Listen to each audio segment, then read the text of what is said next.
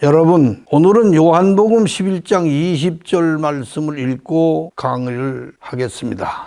마르다는 예수 오신다는 말을 듣고 나가 맞되 마리아는 집에 앉았더라. 베다니는 예루살렘에서 아주 가깝다고 그랬잖아요. 불과 한 3km 정도밖에 안 된다고. 그래서 그 예루살렘에서도 나사로가 죽었다는 말을 듣고 많은 사람들이 문상을 왔다고 봐야 합니다. 그래서 마리아는 문상 온 분들 때문에 그 자리를 지켰고, 마르다는 성격이 활달하고 그래서 예수님이 오셨다고 하니까 어디 계신가 하고 뛰어나간 것이죠. 그래서 마르다는 드디어 예수님이 계신 곳에서 예수님을 만나자마자 주께서 여기 계셨다면 내 오라비가 죽지 않았을 것인데, 그러나 이제라도 주께서 하나님께 구하신다면 무슨 일이든지 될 수도 있는 것을 믿습니다. 이렇게 말했어요. 예수님께서 말씀하시기를 네 오라비가 다시 산다, 이렇게 말씀하셨어요. 이거는 환상이나 공허한 말씀이 아니고 확실한 분명한 말씀이었어요. 그러나 마르다의 대답이 이랬어요. 마지막 부활 때는 다시 살 줄을 내가 아나이다. 다시 살긴 사는데 내 오라비가 다시 살 줄을 나도 알긴 아는데 부활 때 그때 살겠죠. 예수님은 지금 네 오라비가 살리라 하는 뜻인데, 마르다와 예수님의 생각은 이렇게 갭을 이룬 것입니다. 서로 맞지 않았어요. 그러니까 마르다의 이 대답은 예수님의 말씀을 언뜻 보면 아멘하고 긍정한 것 같지만 사실은 공허한 대답이에요. 마지막 부활 때에 다시 살 줄을 나도 압니다. 이런 마르다의 신앙은 어떤 신앙이냐? 장차 올 영생, 내세 받을 영생, 그 신앙이에요. 이런 신앙은 구약 율법 신앙이거나 공관복음 차원의 기복 신앙입니다. 요한복음 차원의 신앙은 무엇이냐? 지금입니다. 지금 얻는 영생, 내가 살아서 지금 내 삶 속에서 얻어 누리는 영생을 요한복음에서는 말씀하고 있는 것입니다. 예수 믿는 대부분의 사람들이 머물러 서 있는 곳이 어디냐? 이 마르다의 영생 신앙입니다.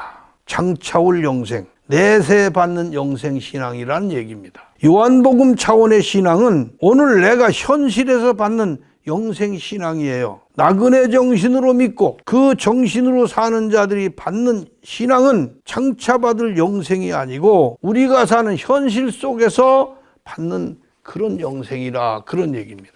사람들은 그런 믿음에는 전혀 관심이 없고 마지막 날에 부활하고 마지막 날에 영생하고 죽은 다음에 천국 가고 그렇게 하는 아주 상상적인 믿음, 그런 믿음을 가지고 있는 거예요. 언젠가는 그렇게 될 것이다 하는 미래의 신앙은 실제적인 믿음이 아닌 거예요. 막연한 믿음이에요. 공허한 믿음이에요. 이것이 마르다가 가진 믿음이었어요. 오늘날 우리 모두가 그렇게 알고 있는 신앙의 현주소입니다. 마르다에게 말씀하신 예수님의 말씀은 무엇이냐? 네 오라비가 다시 살리라 하신 것은 장차 있는 부활이나 막연한 부활을 말씀한 것이 아니고 오늘 지금 일어날 일, 오늘 지금 다시 살아나는 현재를 말씀한 것이다, 그런 얘기입니다. 우리가 예수 믿는 삶의 현실에서 일어나고 얻을 수 있는 실제적인 것임을 이것은 명심해야 하는 말씀입니다. 요한복음 11장 25절에 26절까지 예수께서 가라사대 나는 부활이요 생명이니 나를 믿는 자는 죽어도 살겠고 무릇 살아서 나를 믿는 자는 영원히 죽지 아니하리니 이것을 네가 믿느냐? 이렇게 마르다에게 물으셨습니다. 우리가 예수님의 말씀을 듣고 배우고 깨닫는 것은 나그네 정신이란 그 자체가 부활이며 생명인 것을 알아야 합니다. 예수님의 삶 그 자체가 영생하는 삶이요 부활하는 삶이셨습니다. 우리도 나그네 정신으로 예수님처럼 살며 예수님의 정신을 따라 산다면 부활의 생명을 사는 것입니다. 영생의 생명을 사는 것입니다. 예수님이 우리에게 보여주신 나그네 정신의 삶 외에 다른 길에는 영생이 없습니다. 우리가 생명을 사랑하고 영생을 얻기를 원한다면 예수님이나 사도들이나 나그네들의 발자취를 따라가야 합니다. 기복 신앙의 가르침을 따른다면 멸망과 사망뿐 영생은 없습니다. 영생하기 위해서는 예수님의 삶과 정신을 내 것으로 만들어야 합니다. 이것이 믿음입니다. 믿음이란 다른 말로 나그네 정신이에요. 나는 부활이요 생명이라고 하신 이 말씀은 내가 보여준 삶을 그대로 따라 사는 사람은 영원히 죽지 아니하리라는 그런 내용의 말씀인 것입니다. 나를 믿는 자는 죽어도 살겠고, 이 말은 나를 믿는 자는 육체가 죽는다고 나그네 정신으로 살들 영과 하나님의 형상을 회복한 사람이 함께 죽는 것은 아니다, 그런 뜻입니다. 그 영적 생명은 영원히 죽지 아니할 것이다. 이 사실을 네가 믿느냐? 이렇게 물으신 거예요. 요한복음 11장 27절입니다. 마르다가 대답했어요. 가로되 주여 그러하여다. 믿는다는 얘기죠.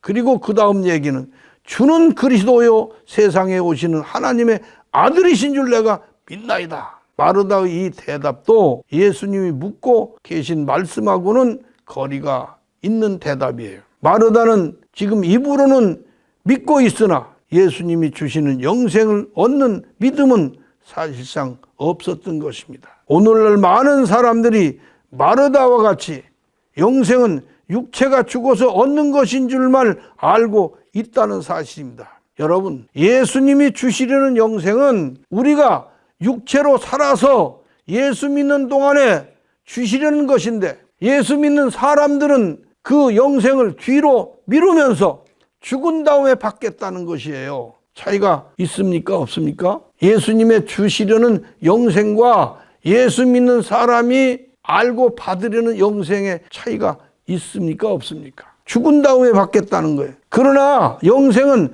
육체가 살아있는 동안 얻지 못한다면 부활도 영생도 없어요. 하나님 나라에 돌아가지 못한다는 이 사실이에요. 예수 믿는 사람은 모두가 내가 육신으로 사는 동안 나그네 정신을 가져야 하고, 그 정신이 빛을 발휘할 만큼 반짝반짝 갈고 닦는 훈련이 되어 있어야 하는 것입니다.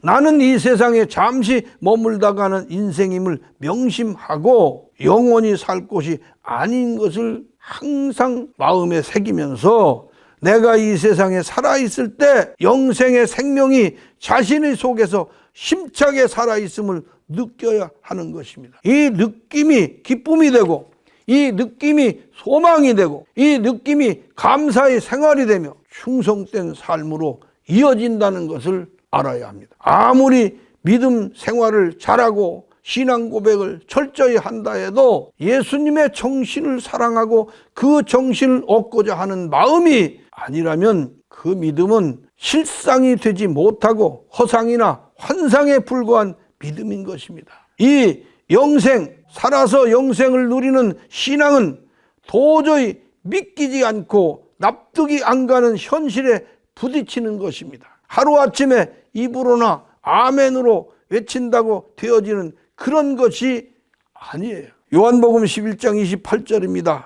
이 말을 하고 돌아가서 가만히 그 형제 마리아를 불러 말하되 선생님이 오셔서 너를 부르신다 하니, 이제 마르다는 예수님하고는 대화가 더 이상 계속될 수 없었던 거예요. 왜? 마르다는 예수님과의 생각이 그 말을 들으면 비슷한 것 같지만 깊이 들어가면 전혀 달랐던 것이기 때문이에요. 마르다는 마리아를 불러가지고 예수님께 가보라고 하고 너를 부르신다 해놓고는 자신은 살짝 뒤로 물러났던 거예요. 요한복음 11장 29절에서 33절이에요. 마리아는 언니 마르다의 말을 듣고 급히 일어나 예수께 나아가매 예수님은 아직 마을로 들어오시지 않고 마르다의 맞이하던 그곳에 그저 계셨어요. 마리아가 예수님 계신 곳에 와서 그 발 앞에 엎드려 말하였어요. 주께서 여기 계셨다면 내 오라비가 죽지 아니하였겠나이다 하며 울었어요.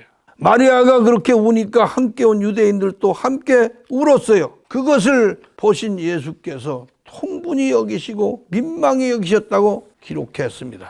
마리아의 가정은 예수님을 위해서 살던 가정이었어요. 삼남매의 기쁨도 희망도 온통 예수님뿐이었어요. 예수님 자신도 그런 그 삼남매의 가정에서 쉬시며 위로받고 그들을 사랑하셨던 것입니다. 예수님은 지상에서의 삶이 바람 같은 구름 같은 그런 삶이었지만 그런 삶 속에서 늘 베다니 삼남매 그들을 잊지 않았고 찾아주시던 그런 가정이었어요. 그 가정에 나사로의 죽음으로 슬픔과 절망이 엄습한 것입니다.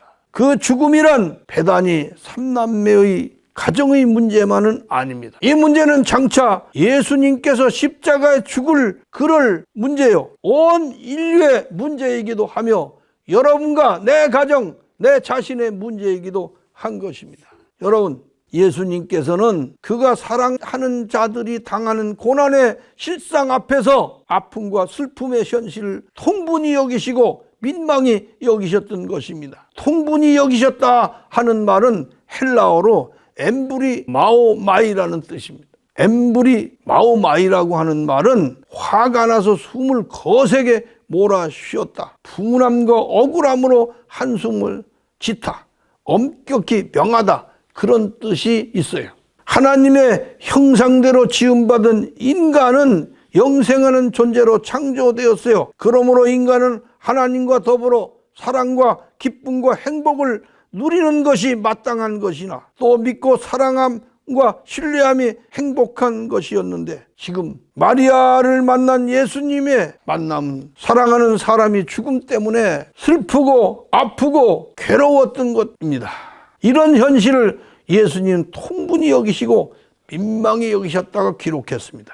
이제 사랑하는 사람들을 더 이상 슬프게, 더 이상 아프게 놓아둘 수 없다, 미룰 수 없다, 예수님은 이렇게 생각을 하시고 결단한 결정적인 아주 엄격히 말씀하셨어요. 요한복음 11장 34절에 보면 가라사대 그를 어디에 두었느냐? 가로되 주여 와서 보시옵소서 하니 여기서 예수께서 눈물을 흘리시더라. 예수님께서 나사로의 죽음을 놓고 눈물을 흘리셨다는 것은 여러분, 죽음이 얼마나 슬픈 것인지, 죽음이 얼마나 허무한 것인지, 이것이 바로 하나님의 눈물인 것입니다. 하나님의 슬픔인 것입니다. 마리아가 울고 유대인이 울었다는 말은 헬라어로 다크루오라고 합니다. 다크루오라고 하는 말은 예수님의 눈물입니다. 예수님의 눈물은 다크루오라는 동사로 기록해가지고 예수님이 소리 없이 흘리신 눈물, 곧 하나님의 눈물이셨습니다. 다크루오. 그런데 마리아와 유대인들이 울었다는 말은 헬라어로 크라이오입니다. 크라이오라고 하는 건 소리내어 크게 울었다는 말입니다. 마리아와 유대인들은 크게 엉엉 소리내며 울었지만 예수님은 소리 없이 눈물을 훔치시면서 나사로의 죽음을 슬퍼하셨습니다. 요한복음 11장 36절 37절까지 보면요, 유대인들이 그걸 보고 말했어요. 보라, 그를 어떻게 사랑하셨는가? 그 중에 어떤 사람은 이렇게 말했어요. 소경의 눈을 뜨게 한 이 사람이 나사로를 죽지 않게 할 수는 없었을까? 여러분, 이 죽음의 문제를 우리는 어떻게 생각하면 어떻게 취급할까요? 죽음은 정말 슬프고 허무한 것입니다. 이 죽음을, 허무한 슬픈 죽음에서 벗어나는 길은 우리가 나그네 정신으로 서는 것입니다. 다시 살아나는 소망을 가지고 예수를 믿는 것입니다. 오늘 여기까지 말씀드리고 이 말씀을 마치겠습니다. 감사합니다.